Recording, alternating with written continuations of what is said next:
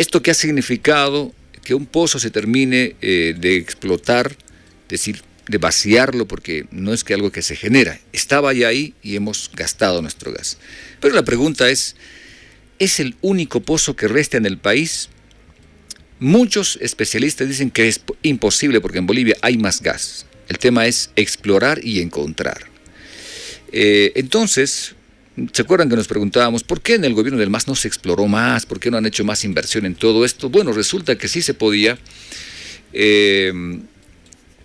Aparentemente fue una mala decisión el intentar explorar otras y no el gas como una prioridad.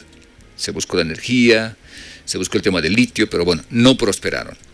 Sin embargo, luego se entró a esta idea de que no había más gas y de que estamos, como dicen algunos candidatos, en las puertas del colapso.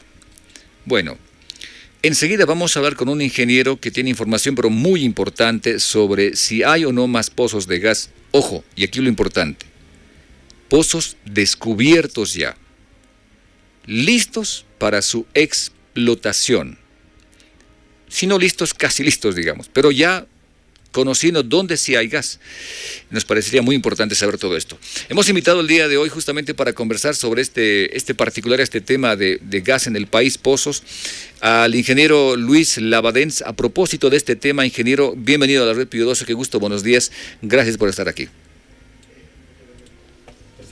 Es una alegría estar en este prestigioso medio de comunicación, ya que en mi infancia yo he vivido durante un tiempo en la localidad de Catavi, Yayagua, siglo XX. Entonces he escuchado directamente a la Radio Pío 12, he vivido los momentos donde había requerimientos importantes dentro de la minería, dentro de Comibol. Entonces para mí es un grato honor estar presente en esta prestigiosa radio de hace muchos años, muchísimos años atrás, que tiene tanto prestigio. Gracias, David. Pues bienvenido, ingeniero. A ver, un poquito para contar a la gente de con quién estamos conversando. Ingeniero Luis Labadens, ingeniero en...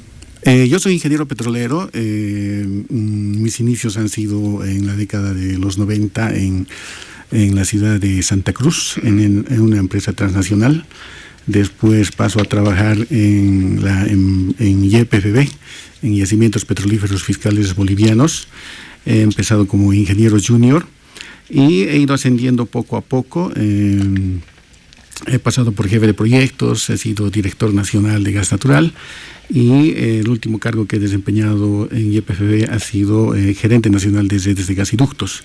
Posteriormente pasé también a ser docente en la Universidad Privada Boliviana. He sido docente de la materia de perforación petrolera 1 y 2 y producción petrolera 1 y 2 también. También trabajé en YPFB Logística. Fui director ejecutivo del Instituto Boliviano de Metrología, que es una institución que ve todo lo que es cumplimiento de normas y los patrones de medición. Y metro es el que da el patrón de qué es el metro, de qué es el kilogramo. Es un patrón de medida que para que tengamos una buena calidad de todo lo que son la fabricación de productos o la explotación de hidrocarburos o la prueba de análisis de laboratorio. Entonces, Inmetro es la institución que disemina los patrones de medida. También he estado en el Ministerio de Hidrocarburos de Energía, ocupando como jefe de transporte, almacenaje y distribución de hidrocarburos, y después he estado como gerente general de la empresa de industrialización de hidrocarburos, ¿no? Todo esto en lo que es la década del 2000. Del 2000. Sí, hasta el... Bien, pero claro, ¿hasta el 2000 o...? No, en la década del 2000. Usted empezó... en 2019. Ya. He sido gerente general del 2015 al 2019 de la empresa boliviana de industrialización de hidrocarburos. Anterior a eso he estado trabajando en YPFB, y en el Instituto Boliviano de Metrología y en YPFB Logística. Bien, solo poco para precisar. ¿Usted empieza a trabajar en el tema de hidrocarburos en el país en qué año? Más o menos en el 98, 99 empezando. 98, 99. ¿Y termina el 2000? Bueno, en la institución pública hasta diciembre del 2019, todo el 2019, digamos. Y a partir del 2020 ya me he dedicado a la parte privada como consultor externo, consultor privado externo. Bien, prácticamente ha estado antes de la privatización justamente de nuestros recursos, ¿no? De YPFB, durante y después también, ya en el gobierno del MAS, Evo Morales. Exactamente, sí. Digamos, he estado antes de lo que ha sido llamada la capitalización. Oh, ya. Mis prácticas se han realizado también en la ciudad de Santa Cruz. He estado por el pozo también en la ciudad, en el departamento de La Paz, he estado en el pozo Liquimuni X1, donde se ha empezado con la exploración. También he estado trabajando en la refinería Gualberto Villarroel y también he estado en el departamento de producción de YPFB. Esto antes de la capitalización, ¿no? Después de la capitalización también empecé a trabajar he estado en la empresa privada, y a partir del 2001 hacia adelante en lo que es YPFB. Bien, a ver, entonces usted conoce detalles que pocos conocen del tema de hidrocarburos en nuestro país. Digamos que sí. Un detalle muy importante es mencionar que esta conversión de líquidos a gas, que se tiene bastante referencia hoy en día, ha empezado en la década de los 80, ¿no? En la década de los 80 los ingenieros petroleros de esa vez veían ya en los trabajos que hacían, tanto actuales como futuros, que Bolivia es un país gasífero, ¿no? Si mucha gente se acuerda, cuando se viajaba de Cochabamba a Santa Cruz, en el trayecto, sobre todo cuando se viajaba en la noche, a los costados de la carretera se veía unas llamas, ¿no? Que estaban siempre encendidas día y noche. Incluso en la ciudad de Santa Cruz, en una zona que se llama El Mechero, su nombre seguramente ha sido por esto, habían pozos que constantemente estaban ardiendo. Esto es el gas que salía de los pozos, pero que en esa época no existían los gasoductos. Entonces lo único que quedaba era quemar, porque el gas al salir también trae hidrocarburos líquidos, o sea, trae también consigo lo que son las gasolinas y el diésel y el GLP. Entonces se tenía que extraer el gas, quemar el gas, pero se utilizaba la gasolina, el diésel, o sea, se usaba el petróleo crudo en sí, ¿no? Que se mandaba a las refinerías. Entonces, viendo todo eso, los ingenieros de esa década de los 80 plantean al gobierno de entonces hacer esta transformación de líquidos a gas, que se use más gas natural. Esto es aceptado por el gobierno de entonces y en la década de los 90 se empieza a ejecutar este proyecto. Entonces, en esa década, en todo lo que son los 90, del 90 al 1999... ¿Qué gestión de gobierno es eso? ¿Quién estaba de gobierno en gobierno? Estaban varios gobiernos, ¿no? Exactamente, pero aquí lo importante es que en esa década de los 90 se empieza a construir todo lo que son los gasoductos y las redes secundarias de gas natural con polietileno, con plásticos, ¿no? Ya. Entonces, en todos esos años, en esos 10 años, se construye todo lo que es la infraestructura del gas natural en los 90. Y en los 2000, a partir del año 2000, 2001, se empieza a realizar las primeras instalaciones internas dentro de lo que es, dentro de las viviendas ya, porque todo lo que es la infraestructura se ha construido hacia afuera, por las calles, y también los gasoductos que llegan desde los campos productores hasta las ciudades. Entonces, en los 2000 básicamente ya ha sido el crecimiento de instalaciones internas. A un principio se tenía planificado que la instalación interna sea pagada por el usuario, ya que por la puerta estaba pasando ya el gas natural, pero se tenía planificado que el usuario pague a una empresa instaladora particular el servicio de instalación interna. Sin embargo, en esos primeros años, entre el 2000 y 2001, no ha habido la respuesta de la gente, y esto era porque la gente no conocía muy bien qué era el gas natural, ¿no? Pensaban que el gas natural era muy parecido al GLP, entonces la gente tenía miedo que las tuberías de gas natural ingresen a las cocinas, en algunos casos bordeen la casa o pasen por las salas, entonces la gente tenía miedo. De ahí se propone que los universitarios de entonces salgan hacia las calles, a las viviendas, a explicar cuáles son los beneficios del gas natural y cuál es la diferencia con el GLP, el gas licuado de petróleo. Entonces un ejército de universitarios sale a las viviendas a explicar estos beneficios, ¿no? El GLP es un compuesto hidrocarburífero también de propano y butano, es decir, de 3 moléculas de carbono y 4 moléculas de carbono. En cambio, el gas natural es de solamente una molécula de carbono nada más. Entonces, esa diferencia se les explica que no es peligroso porque el gas natural es más liviano que el aire, se disipa más rápido.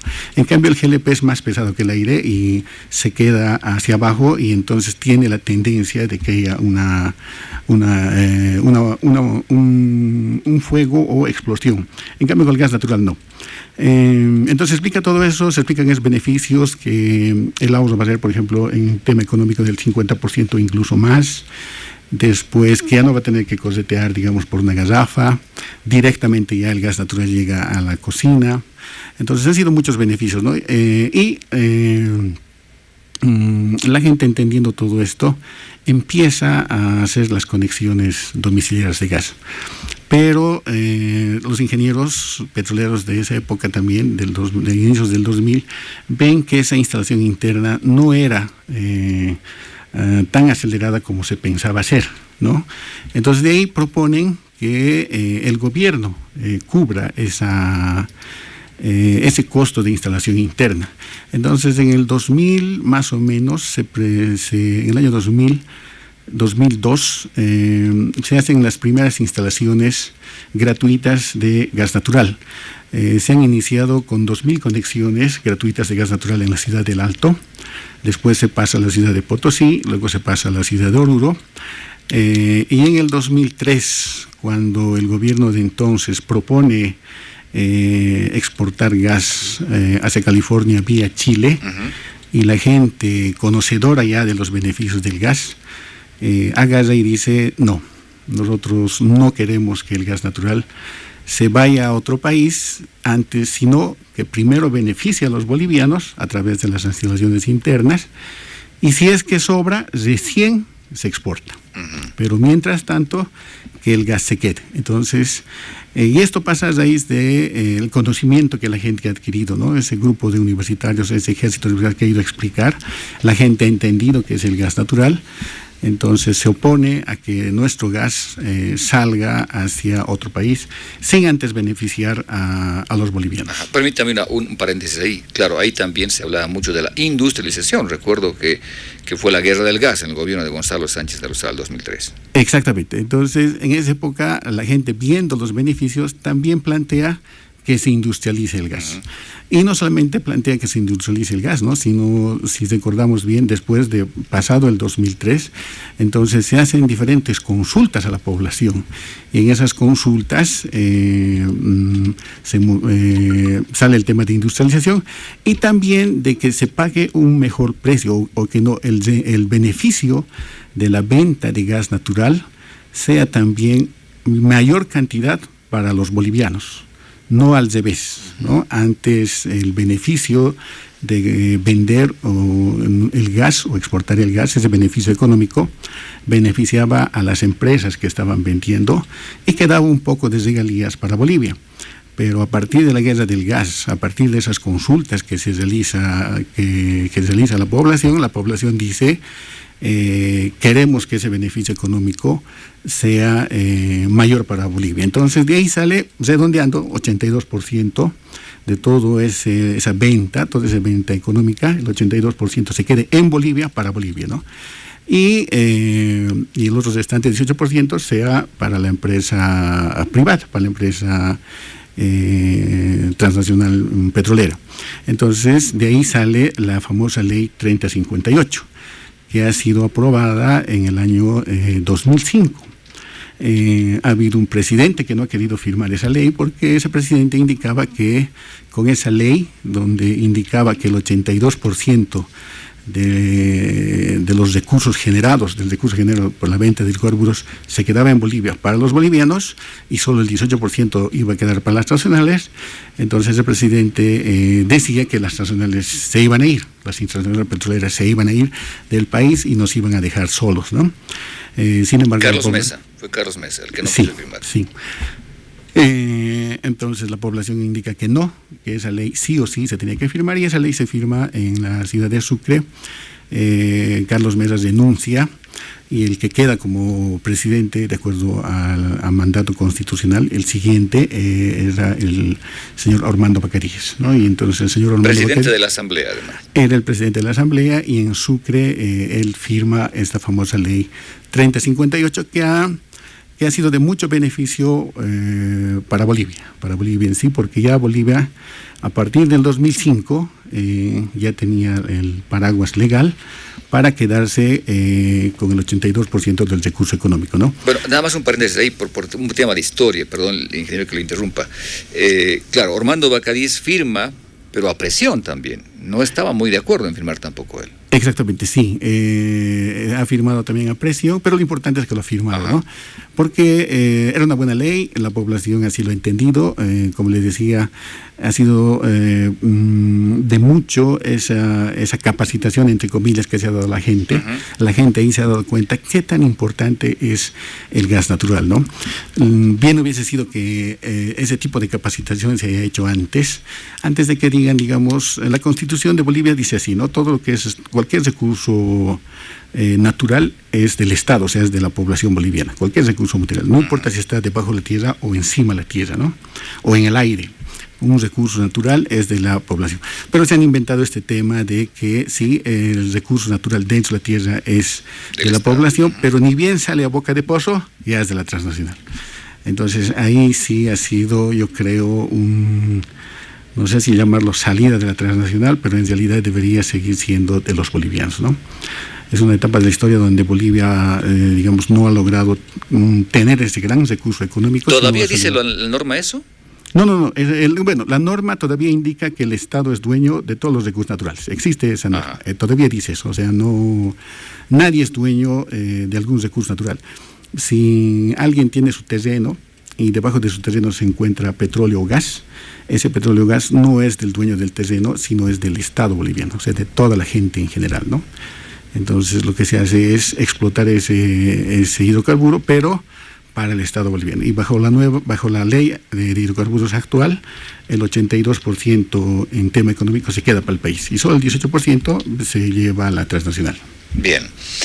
Estamos conversando con el ingeniero Luis Labadens, el ingeniero petrolero, hablando sobre esta historia de nuestros hidrocarburos y detalles muy importantes. Por ejemplo, nos acaba de decir que ya en los 90, antes de llegar a los años 2000, ya se tenían pozos identificados y empezamos a hacer lo que se llamaba esta industrialización en pequeño, digamos, tener ya gas domiciliario, ¿no? El 2013 es cuando se empieza justamente a tener todo esto y tenemos la guerra del gas, evita que el gas salga.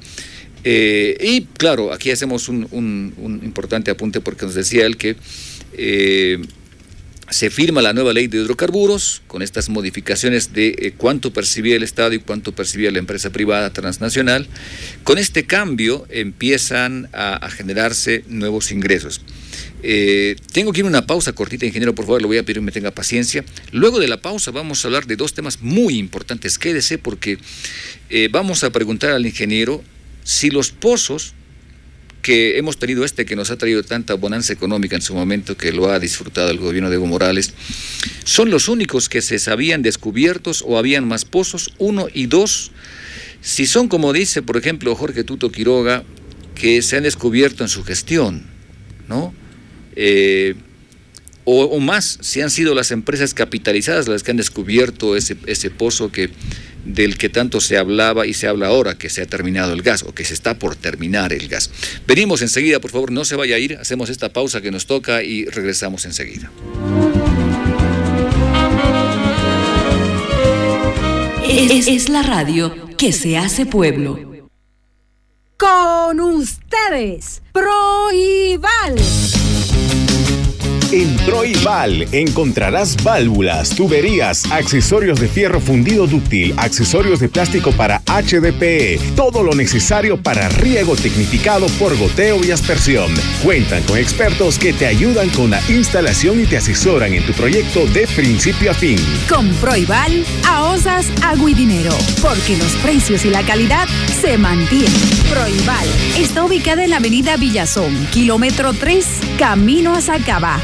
Mayor información al 727-36750 o al 727-2584. Proival, soluciones para el suministro de agua potable, alcantarillado y riego.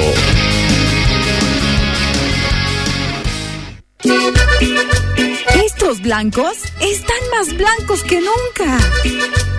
Lavandina Pasión elimina las manchas más difíciles y devuelve el blanco radiante a tus prendas y superficies. Lavandina Pasión elimina el 99.9% de las bacterias, asegurando una desinfección total en cada rincón de tu hogar. Prueba la diferencia. Lavandina Pasión es el aliado perfecto para un hogar limpio, blanco y seguro. Porque con pasión, el blanco es radiante.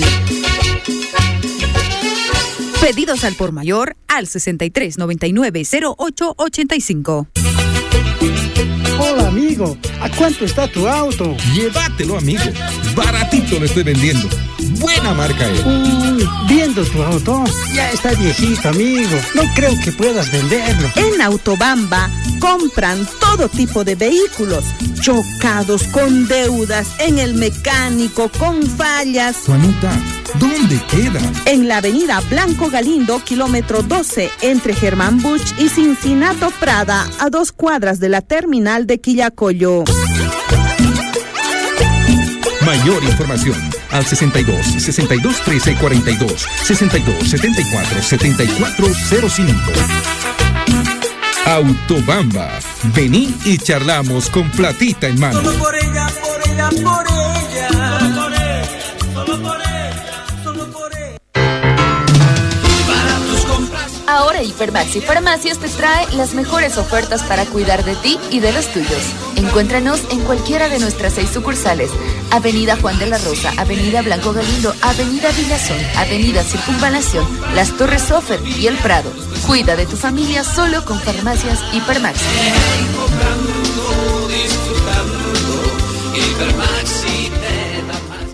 97.9. Una frecuencia más que una estación. Pío 12, la radio que se hace pueblo.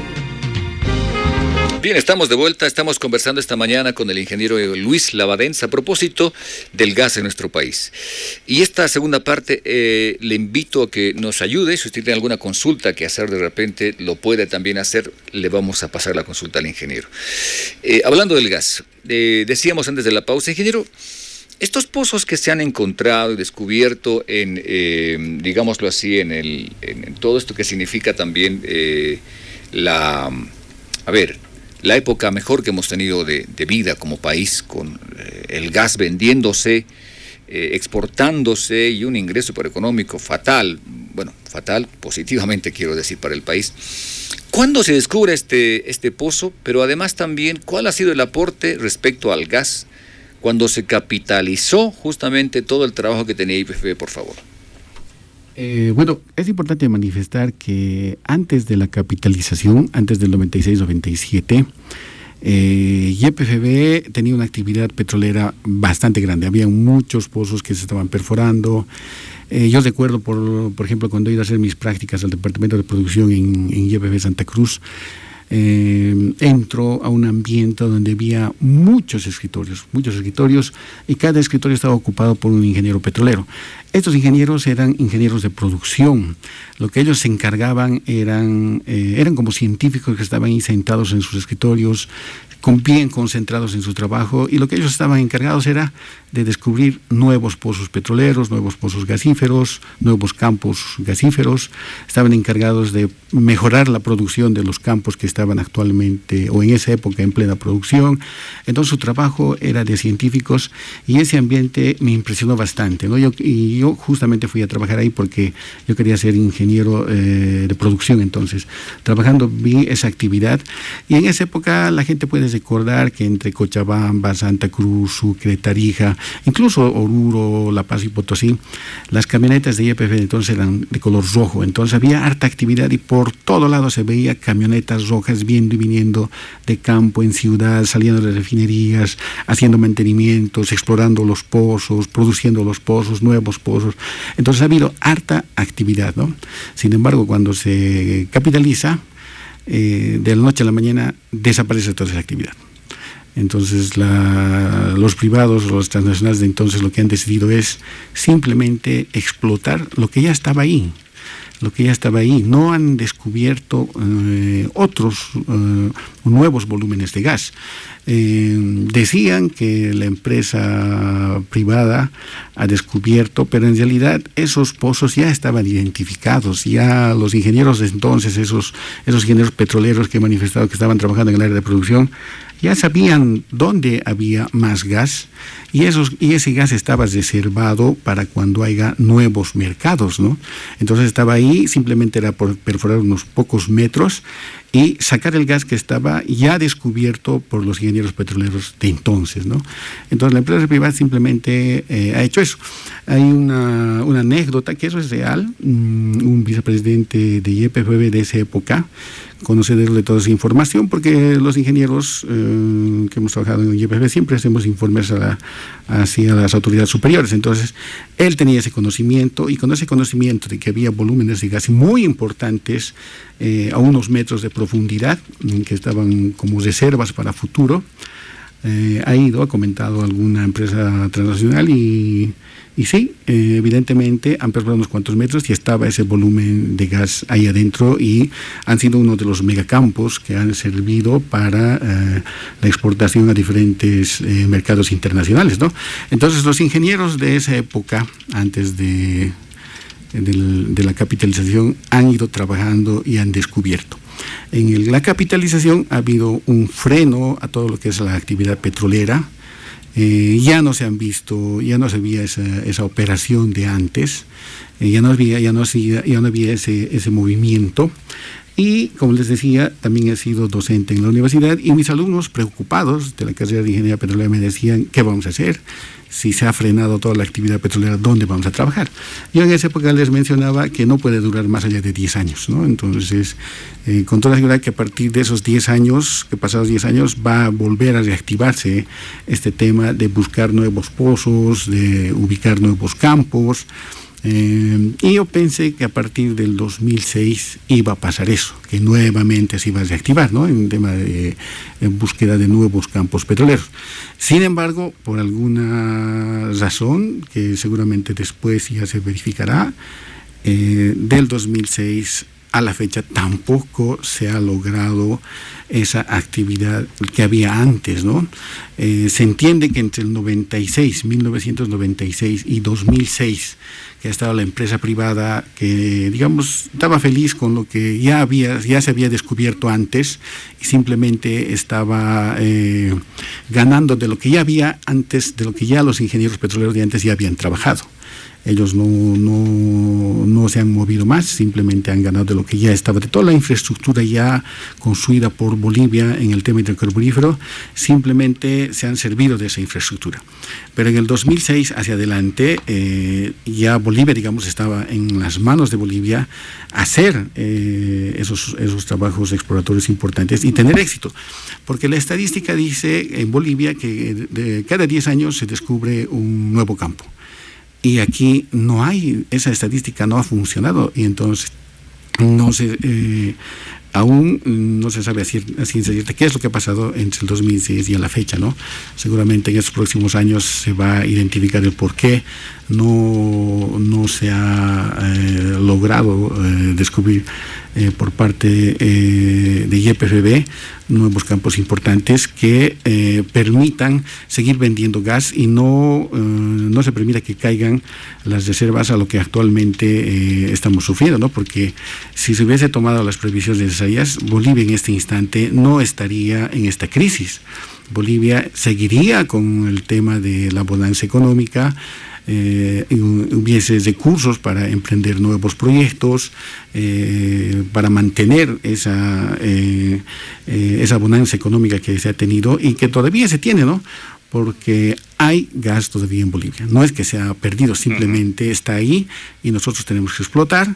Y una vez explotando ese gas, rápidamente vamos a salir de esta crisis, porque el único medio por el cual Bolivia va a poder salir de esta crisis es a través de los hidrocarburos, es a través del gas natural, ¿no? El litio va a tomar su tiempo, realmente se ha perdido el tiempo en hacer proyectos piloto. La idea era reaccionar inmediatamente. Bolivia es uno de los los países con grandes reservas de litio y teníamos que apurarnos, pero no sé qué pasaría, no nos hemos apurado, entonces, y querer vivir del litio va a tomar sus buenos años. La minería también va a tomar sus buenos años, entonces el único medio por el cual Bolivia va a poder salir de esta crisis es a través de el gas natural. Pero no es lo que dicen los candidatos. Ninguno ha propuesto el tema gas. Algunos han apostado o están apostando más por la agroindustria cruceña, alguno que otro ha hablado de minería, pero no propiamente del gas. Enseguida voy a tocar el tema Sin embargo, algo que usted decía, ingeniero, hace instantes nada más, es que una vez se capitalizan nuestras empresas gasíferas, se paraliza la exploración. Y lo único que hacen es explotar lo que ya se había descubierto. Y eso es algo que tampoco se nos ha dicho antes. Exactamente. No, ellos han explotado lo que ya estaba descubierto. Han vendido lo que los ingenieros petroleros de antes, que trabajan en YPFB, ya han hecho los estudios, han identificado las zonas, las áreas, los campos, y es ahí donde simplemente han empezado a producir y tener ingresos económicos gracias a nuestros recursos, a los recursos bolivianos, a los recursos que los ingenieros petroleros de entonces han descubierto, ¿no? Eso ha sido así. Ellos simplemente han explotado lo que los ingenieros bolivianos ya habían descubierto. Bien. Lo segundo importante es que descubiertos estos pozos, las petroleras también las transnacionales tenían que hacer más exploración. ¿Hicieron más exploración? ¿No hicieron? ¿Qué decía la ley respecto a que continúe la exploración? Se suponía que se ha capitalizado porque, entre comillas, se decía que las empresas no tenían el suficiente capital para poder hacer crecer, o sea, para seguir explorando, ¿no? Lo que se decía era que las transnacionales tenían un capital enorme, ellos iban a venir, iban a desarrollar todo lo que es la industria petrolera, iban a hacer más exploraciones, iban a invertir más dinero, eso es lo que se decía. Pero en la realidad no ha sido así. No ha habido una gran inversión económica como se decía. Es justo lo que usted decía, David. Las empresas petroleras lo que han hecho es simplemente ganar de la producción que ya estaba en Bolivia, que había sido descubierta por los ingenieros petroleros. Ahora, en los primeros años, en el primer año, incluso en el segundo una parte, sí ha habido una parte de exploración sísmica, no ha sido propiamente la perforación de pozos, ¿no? Han ido a identificar, buscando nuevas acumulaciones de petróleo. Ha habido exploración sísmica. Dentro de esa exploración, seguramente ellos ya tienen alguna información, pero lo que yo estoy seguro es que hay gas, tenemos gas. Nosotros, como somos un grupo de ingenieros petroleros, hemos identificado áreas donde sí hay gas, en un trabajo de 8 años de trabajo. Ellos también, como empresa petrolera, han de identificar, pero viendo desde el punto de vista de ellos no les conviene bajo la estructura actual, ¿no? Ellos deben decir, sé dónde hay gas, puedo ir y perforar y encontrar petróleo o gas, pero no me conviene porque yo solamente me voy a quedar con el 18% y Bolivia se va a quedar con el 82%. Ellos deben pensar eso. Entonces ellos deben querer que se cambie la ley. Que cambien la ley donde ellos digan, tal vez, decir, ahora Bolivia que gane solo el 18% y a mí me den el 82% y yo se los descubro gas. Eso deben estar pensando. O tal vez decir, no, Bolivia solamente que se quede con el 5% nada más y yo bajo la excusa, digamos, de que va a encontrar gas, él se quede con el 90 o 95%, ¿no? Ellos tal vez quieren que se cambie la ley para que ellos puedan ganar más. Como he dicho antes, los ingenieros bolivianos petroleros tenemos la capacidad, así como ellos, de descubrir zonas hidrocarburíferas. Y enfáticamente digo, y ya hemos hecho nosotros el estudio y hemos identificado 5 zonas donde sí hay gas, ¿no? Entonces simplemente es ir y explotar y salir rápidamente de la crisis, ¿no? No es necesario, como otros pintan, que tenga que venir alguna empresa extranjera o cambiar la ley para darles más beneficios y ellos descubren, no. Nosotros como bolivianos, como profesionales bolivianos, podemos encontrar gas. Ese tema de la industria petrolera es común en todos los países. No es que nosotros sepamos menos y ellos sepan más, no. Ahora el manejo, digamos, de la industria petrolera es un movimiento muy grande donde se necesita un director de orquesta. Ese director es el que va guiando por dónde se van a hacer los servicios petroleros. Entonces hay la capacidad para encontrar nuevos volúmenes de gas que permitan salir de esta crisis económica y seguir exportando al Brasil, incluso recuperar el mercado argentino, incluso tener nuevos mercados como Paraguay y Perú. Paraguay necesita nuestro gas, porque nuestro gas es barato para su economía. Perú también, en Perú sobre todo en la parte este de ellos, oeste de nosotros. Entonces en esas ciudades fronterizas podemos nosotros proveerles gas para el consumo de ellos. Y también nosotros como ingenieros petroleros ya tenemos los diseños de todo lo que son las redes de distribución de gas natural para 5 ciudades importantes en la ciudad de Perú, para el servicio doméstico, comercial e industrial, y lo mismo para Paraguay. Para sus ciudades ya están diseñadas todas esas redes. Entonces por eso decimos que podemos tener 2 mercados nuevos con los nuevos volúmenes de gas, sin necesidad de cambiar la ley 3058, por la ley 3058 es una buena ley que permite que los bolivianos tengan bastante recurso económico por el tema de exportación de gas natural. ¿No necesitamos a las empresas privadas entonces? No se necesita. Nosotros como ingenieros petroleros podemos producir y exportar gas natural. Ok, el ingeniero Luis Levadenes nos acaba de decir algo que parece una locura. Hay más gas descubierto, más pozos de gas descubiertos. Ellos tienen la información de dónde están estos campos de gas. Eso entendí, ingeniero. Ustedes tienen información de dónde hay más gas en el país. Exactamente. Ya hemos identificado, a lo largo de estos 8 años, hemos identificado las áreas donde hay gas natural, donde tenemos gas natural. Bien. Debo preguntar, ¿no han intentado ustedes conversar con algún gobierno pasado para decirles, mira, aquí también hay gas para evitar esta crisis que estamos pasando ahora? No. Como es un estudio que lo hemos ya plasmado recién, todavía no. Entonces, si el gas está ahí, simplemente hay que ir y sacar el gas a superficie y exportarlo. Y nuevamente que Bolivia tenga este flujo de dólares que falta para estabilizar al país y que salga de la crisis económica, ¿no? Esta falta de dólares se ha generado justamente por esto. Bolivia las reservas de gas han ido cayendo porque no se han descubierto nuevos volúmenes de gas. Esos volúmenes de gas que hemos ido gastando vienen desde la época que lo estoy indicando, desde los 90. Desde los 90, nosotros desde el 96 hacia adelante, todo ese volumen de gas que actualmente estamos consumiendo es eso. No ha habido un incremento de nuevos volúmenes de gas. Entonces lo que ahorita estamos consumiendo es de lo que viene desde los 90, de lo que han descubierto los ingenieros petroleros de entonces, ¿no? Si hubiese habido un éxito en el tema de buscar nuevos campos petroleros, hubiese habido nuevos volúmenes y hubiésemos estado tranquilos sin pasar ninguna crisis económica. No nos olvidemos que en el año 2008 Entre reservas probadas y probables teníamos 50 TCFs, para que más o menos entendamos cuánto es 50 TCFs, o sea, trillones de pies cúbicos,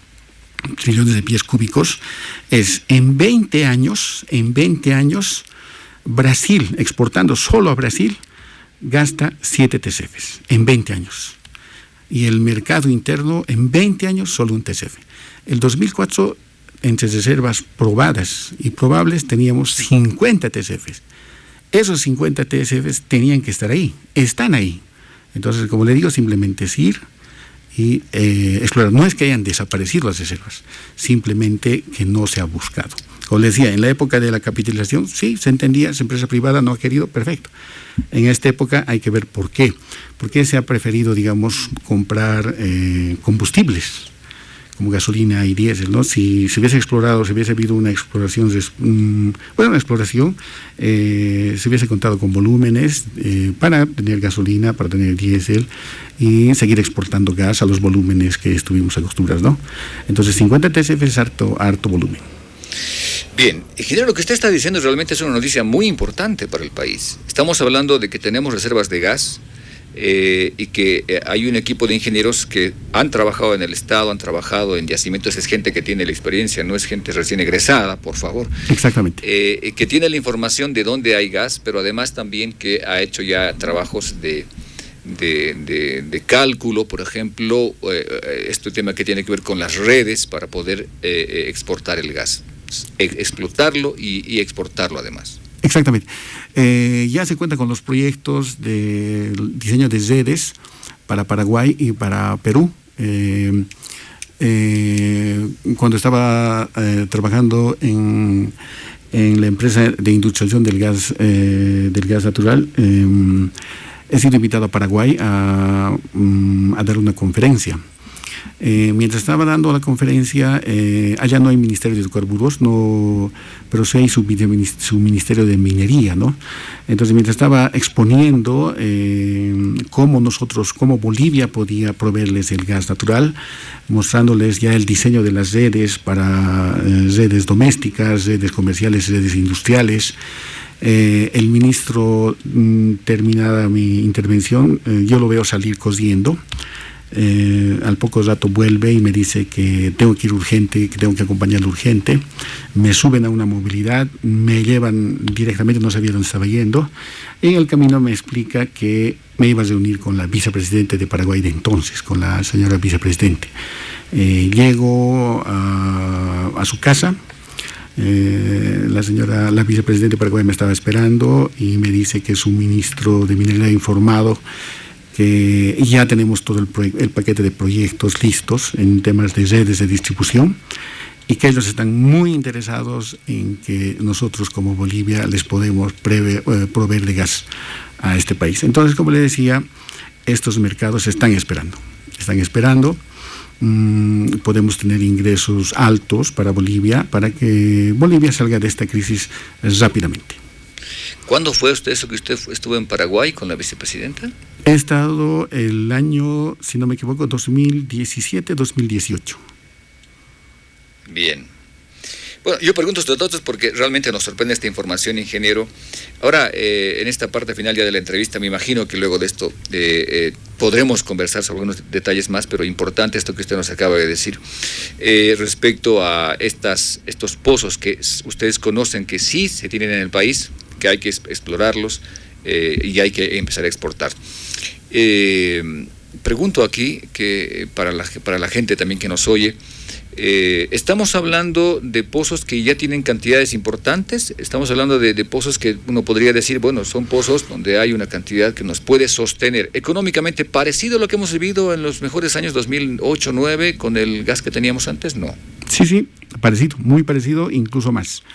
En estas 5 áreas que le acabo de mencionar, básicamente hemos calculado 3.5 TCFs de nuevos volúmenes de gas natural. Como decía, en 20 años Brasil, que consume 30 millones de metros cúbicos al día, solo gasta 7 TCFs en 20 años. En 10 años gastaría la mitad, 3.5. O sea, estas nuevas reservas que nosotros que hemos ya identificado, nos da para 10 años.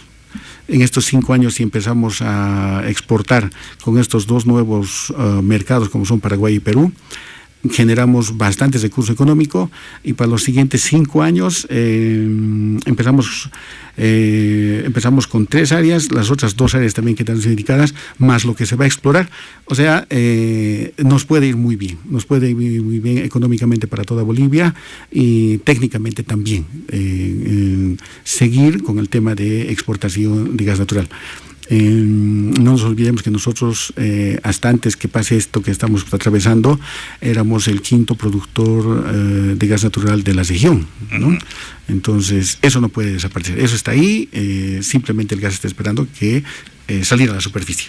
Bien. Ingeniero, ¿estarían ustedes dispuestos a conversar con autoridades del gobierno o del nuevo gobierno para no solo constatar, sino para empezar a trabajar? Porque al boliviano no le interesa mucho el color del partido, le interesa estabilidad. Exactamente, como sí, nosotros estamos dispuestos, todas nos queremos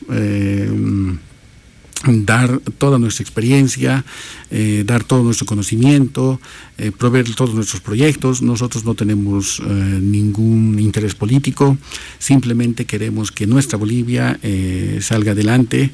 Nosotros los profesionales bolivianos estamos capacitados para hacer ese tipo de trabajos, entonces simplemente queremos eso, ¿no? Poner a disposición para que Bolivia pueda salir adelante. No tenemos ningún color político, queremos que Bolivia salga de esta crisis rápidamente. Bien.